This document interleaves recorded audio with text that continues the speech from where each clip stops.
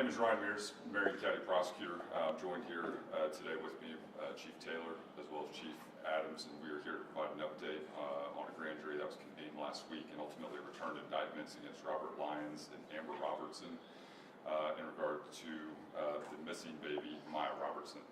The grand jury returned 4 counts of an indictment. Neglect of a dependent resulted in serious bodily injury, which is a level 3 felony. The maximum penalty on that is 16 years. Neglect of a dependent resulting in bodily injury, which is a level 5 felony. Maximum penalty is 6 years. Neglect of a dependent with deprivation, a level 5 felony.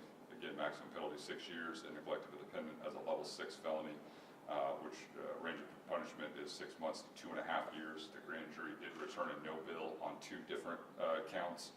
But they did return a true bill on 4 items, which I just mentioned. I think it's important to recognize everybody that we were able to work with on this case. I want to give a huge thank you and shout out to Detective Erica Jones with IMPD. This case was a monster in terms of the number of witnesses, the amount of evidence, the complexity of the case involved. And she did a great job of helping us put that together. I want to thank Chief Taylor and Chief Adams for giving us all the resources that we needed to be able to move forward and present this matter to the grand jury. This was a total team effort. I want to thank Marion County Sheriff Kerry Forstall for all the energy and effort that he put into this case. He also provided additional resources to help us not only locate witnesses, but make sure that everybody was able to appear before the grand jury, and also worked very hard in helping us locate individuals. And I want to thank the prosecutors involved.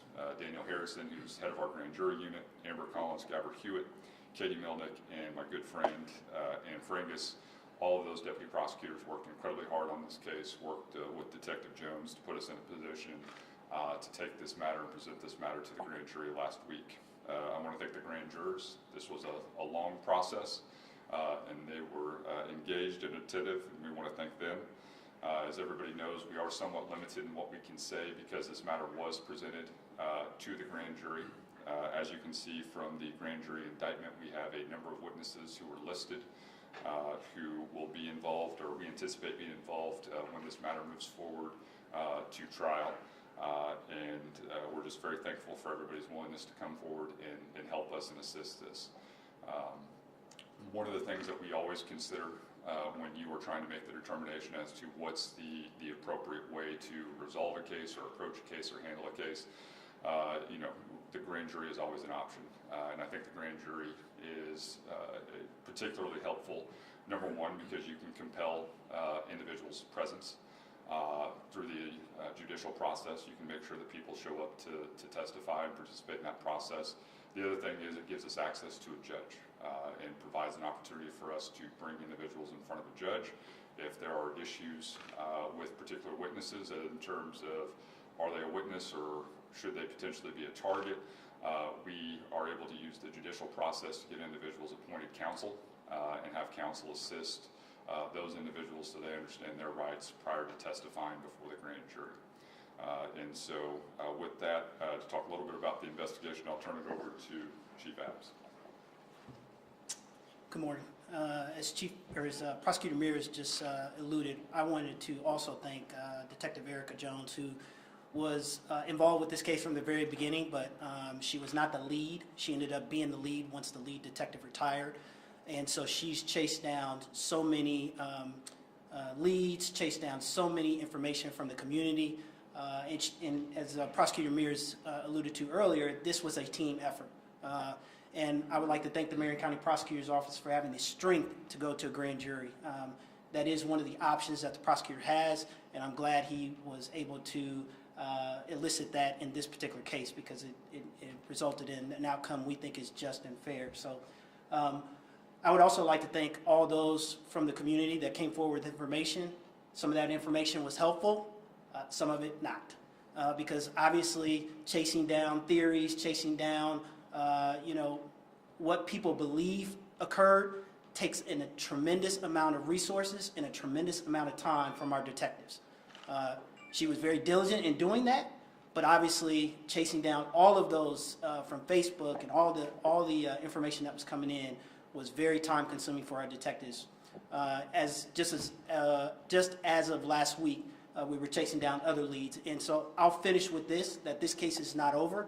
It will continue as leads continue to come in. We will continue to chase down those leads. But I would ask and urge the community to come forward with legitimate information as opposed to theories. Chief Taylor? So this is one of those cases that, whenever a child goes missing for any reason, whether they walked off or they just, in this child's case, too young to walk off, something had to happen there. It grabs the imagination and the heart of this community. And that was evident from the get-go.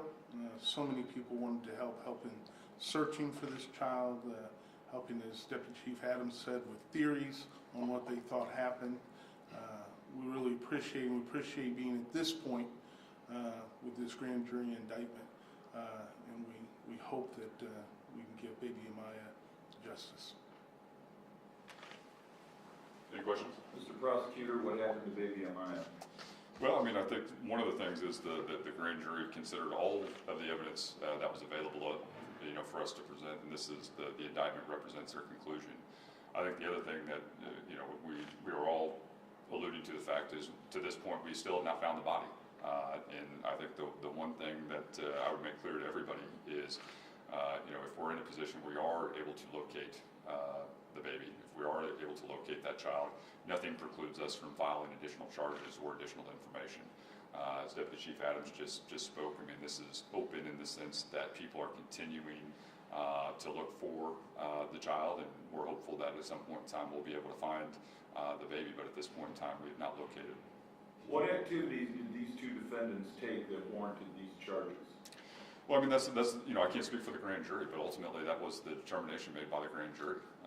And I think the charging information very clearly lays out the theory that was presented, in the sense that if you have care of a child and you assume that responsibility, then ultimately you are responsible for what happens with that child. And I think the charging information of the grand jury indictment reflects that. Did you try for a murder indictment? Well, we can't talk about that, but there were 2 no bills in this particular case. And one of those was? What were the no bills? Well, I can't tell you what the no bills are. What was the tipping point in this case, going from, getting to that legitimate lead as opposed to just all these theories? Well, I think this case is unique in the sense that there was never like one moment or one issue that maybe pointed the case in one direction or another. I think the biggest thing for us was when we got to the point where we could sit down and digest everything that took place, and be able to say, okay, now we can establish a firm timeline, and now we can map out exactly what occurred. And so for us, from the investigative standpoint, from the prosecutor standpoint, you're continuously following up that leads.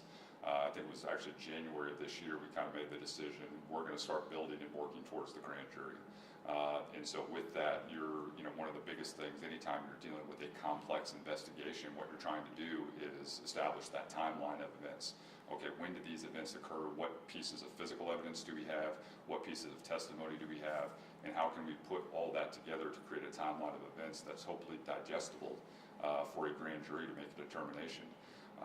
We can't talk about what was specifically presented, but I think one of the things we can talk about is the number of locations IMPD searched throughout this process, the number of witnesses they talked to, the incredible number of pieces of physical evidence that were examined during the process of this investigation. You have all of that. Now you have to be in a position to present it in a way and synthesize that information that hopefully makes sense to put it forward for the grand jury. I think the other benefit that we had in this case was the sheriff's office did a really great job in terms of helping us locate all of the people that we needed to talk to, so the grand jury was in a position to make an informed decision. So having said all of that, the chief mentioned this has really captured the hearts of the community trying to find this little girl. How confident are you that this will lead to justice? Well, obviously we feel like the grand jury made the indictment, which is kind of that initial presentation to people in the community. The grand jury is comprised of people in the community, and obviously they thought these were the appropriate charges to file. I think the other thing too is every time there's something involving this case, we receive a ton of new information, a flood of new information, and so hopefully we'll be in a position to hopefully locate the baby. I mean, I think that's what everybody up here wants. And if we do that, that certainly changes the complexion of what we're able to file or what we're able to prosecute. Did the grand jury testimony shake loose any information, any accounts that you did not have before those people sat down before the grand jury? I think anytime you get people under oath and you bring them in to testify and they understand the consequences of not providing truthful information, certainly it has a tendency to give the most fullest account of what occurred. And so I certainly think that that's always helpful when you're interviewing witnesses or people who were maybe potentially reluctant to cooperate during the proceeding. What is the status of Mr. Lyons? He currently is still being sought after. He is in touch with an attorney, and so we're hopeful that he'll get in touch with the sheriff's office and surrender himself very soon. For people in the public who don't know what a no bill means, can you explain that to the average person? Sure. So what that means is information is presented to the grand jury, and the grand jury is given a number of options in terms of what they can charge or what they cannot charge. And a no bill means that the grand jury found that they do not find probable cause for the following charges, which is a no bill. Obviously, in this case, when they returned the indictment on 4 charges, the grand jury has found that there is probable cause for these 4 charges. Chief Adams, if Lyons is watching right now, what's your message to him? Yeah, again, I would ask him to surrender himself, get a hold of family members, get a hold of faith-based, and surrender himself, because obviously he knows that there are criminal charges that are pending against him, and so he needs to be brought in and processed and held accountable for what he's been charged with. During the first couple months of this investigation, there were some searches in the water, under a back porch, some items were recovered. Do you have any physical evidence that indicates what you think became baby Maya? Aside from the testimony and the accounts, any physical evidence that indicates we think this is what happened to that little girl? Well, I think based on evidence, based on testimony, we have a timeline.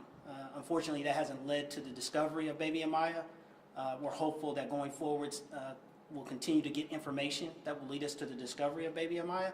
But I think what we've put together in terms of the physical evidence, in terms of the testimony, and in terms of the forensic evidence gives us a good timeline of what occurred. Chief, when was the last time IPD actually conducted a search for the child? As I said earlier, just a couple weeks, just about a week ago, we got some information, a lead information, crime tippers information that there would be a specific location, and so we went out with search and rescue dogs and tried to discover anything that would help us in this case. Unfortunately, that turned up not to be anything that was relevant to this case, but as I said earlier, as those tips, as information continues to come in, we'll continue to track down those leads and hopefully determine, help us find baby Amiah. Last question. Any other players in this case that you'd consider prosecuting going forward? Well, I think as the chief mentioned, this is an ongoing and open investigation. If we find newly discovered evidence or additional evidence, certainly that could lead us to additional individuals. Certainly right now, the grand jury has saw fit to indict 2 individuals based on the information that was presented, but I think all of us are hopeful that at some point in time they'll be able to consider additional evidence and additional information which could involve more people.